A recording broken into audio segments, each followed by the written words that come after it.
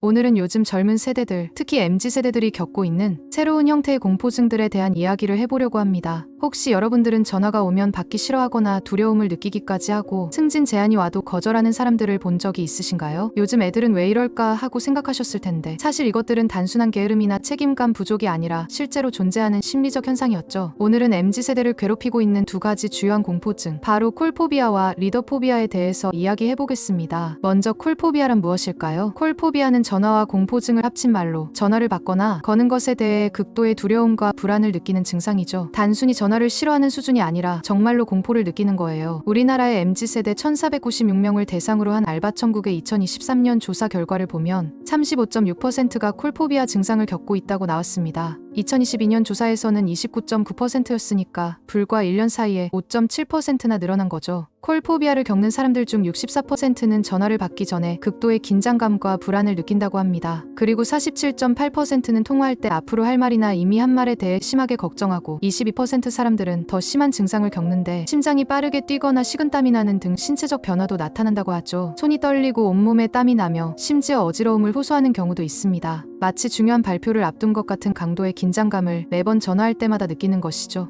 그렇다면 왜 이런 현상이 생기는 걸까요? 가장 큰 이유는 생각을 정리할 시간이 없다는 점이었습니다. 60%의 응답자가 이 이유를 꼽았어요. MZ세대는 카카오톡, 문자메시지 같은 텍스트 기반 소통에 익숙해져 있죠. 이런 방식은 충분히 생각하고 수정도 하고 다시 보낸다는 버튼도 있잖아요. 하지만 전화는 즉석에서 바로 대답해야 하니까 부담스럽다는 것이 가장 크다고 하죠. 또한 55.9%는 생각한 바를 제대로 말하지 못할 것 같아서 두려워한다고 답했습니다. 그리고 51.6%는 문자, 메시지 등 비대면 소통이 훨씬 익숙해서라고 했고 코로나19를 겪으면서 이런 현상이 더욱 심해졌다는 분석도 있어요. 비대면 소통에 더욱 익숙해지면서 실시간으로 대화하는 것에 대한 부담이 커진 거죠. 특히 젊은 세대들이 전화를 가장 두려워하는 상황은 구직 관련 전화였습니다. 72.8%가 지원이나 면접 등 구직 관련 전화를 할 때 가장 큰 두려움을 느낀다고 답했죠. 그 다음이 직장 상사나 거래처 등 업무상 전화로 60.4%였습니다. 이제 두 번째 공포증인 리더포비아에 대해 알아보겠습니다. 리더포비아는 리더의 역할에 대한 두려움과 회피 성향을 의미하는데 특히 한국 직장인들 사이에서 두드러지게 나타나고 있어요. 전국 19세에서 36세 공기업 사기업 재직자 850명을 대상으로 조사한 결과가 정말 놀라운데 향후 리더 역할을 맡지 않더라도 불안하지 않다는 응답이 47.3%로 불안하다는 응답 22.1%보다 2배 이상 많았죠. 그리고 중간관리직을 맡을 의향이 있다는 응답은 36.7%로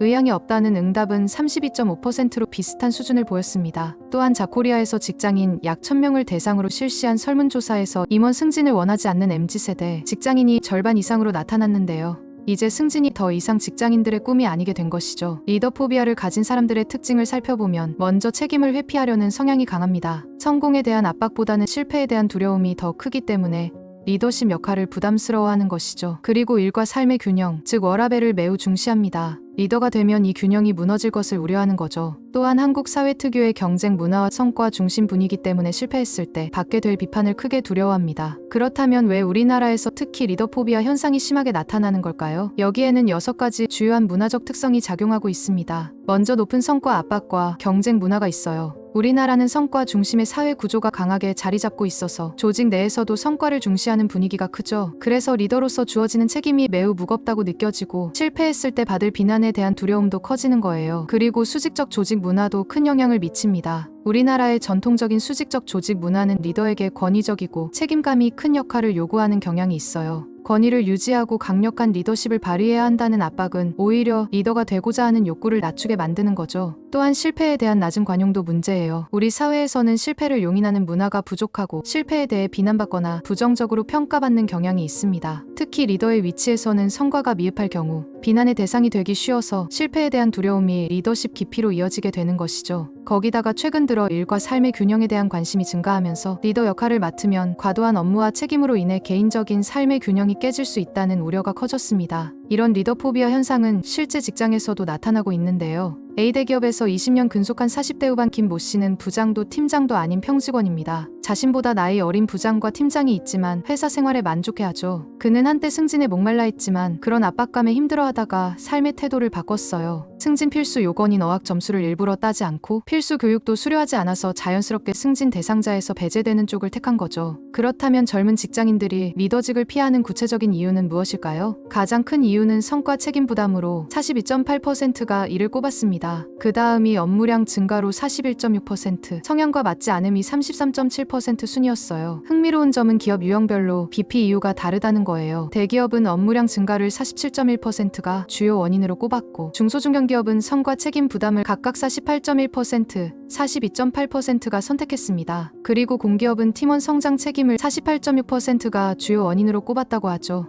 실제로 비대기업 팀장은 이렇게 토로했습니다. 온갖 회의에 끌려다니면서 부서 업무를 도맡고 임원과 팀원 사이에서 조율하는 역할을 하는데도 보직 없는 동기와 급여 차이는 거의 없어요. 승진한 지 1년 됐는데 솔직히 팀장을 더 하고 싶지 않아요. 이게 그들이 맞이하고 있는 현실입니다. 권한은 줄어들고 업무량과 책임만 늘어나니까 리더가 되는 것의 매력이 사라진 거죠. 심지어 이런 콜포비아와 리더포비아 현상이 단순히 개인의 문제로 끝나는 게 아니에요. 사회 전체에 심각한 영향을 미치고 있습니다. 먼저 미래 리더십 부재 문제가 있어요. 리더포비아 현상이 심화되면 조직 내에서 차세대 리더를 발굴하고 양성하는 데 어려움을 겪게 됩니다. 리더십을 기피하는 직원이 많아지면 조직의 지속적인 성장이 어려워질 수 있고 중요한 역할을 맡을 인재풀이 부족해질 위험이 있어요. 그리고 조직의 혁신과 성장이 저해됩니다. 리더십을 회피하는 조직 문화는 소극적이고 안정지향적인 분위기를 조성해서 조직의 혁신과 성장보다는 현상 유지에 머무르게 할 수 있는 것이죠. 심지어 변화와 도전을 이끄는 리더십의 부재는 조직 경쟁력에도 큰 타격을 줄 수 있습니다. 실제로 구글에서 2002년에 관리자를 없애는 실험을 했다가 실패한 사례가 있는데요.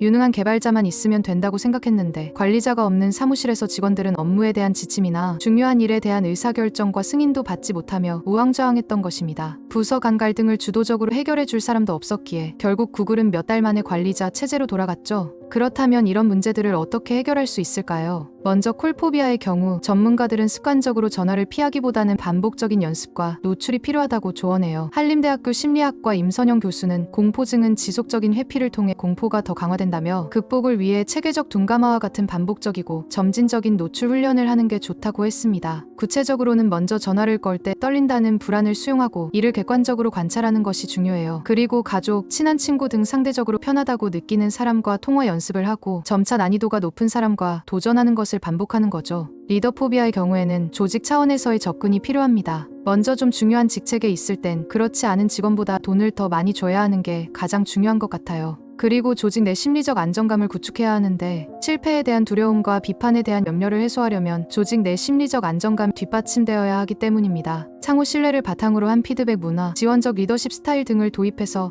안전한 환경을 조성하는 것이 중요해요. 그리고 리더십에 대한 교육과 준비를 체계적으로 제공해야 합니다. 우리나라 교육 환경에서는 팀을 이끄는 리더십이나 관리 역량에 대한 체계적인 교육이 충분하지 않은 경우가 많아서 직장에서 처음 리더 역할을 맡게 되었을 때 큰 부담감을 느끼는 거거든요. MZ세대가 겪고 있는 콜포비아와 리더포비아와 같은 현상들을 단순히 요즘 애들은 나약하다거나 책임감이 없다고 치부할 것이 아니라 시대의 변화와 사회 구조의 변화가 만들어낸 새로운 현상으로 이해해야 합니다. 콜포비아는 디지털 네이티브 세대가 텍스트 기반 소통에 익숙해지면서 생긴 자연스러운 현상이고, 리더포비아는 기존의 권위적이고 희생을 강요하는 리더십 모델에 대한 거부감에서 나온 것이라고 볼 수 있죠. 오늘 이야기가 MZ세대를 이해하는데 도움이 되셨기를 바라고, 더 나아가 세대 간의 소통과 이해에도 도움이 되었으면 좋겠습니다.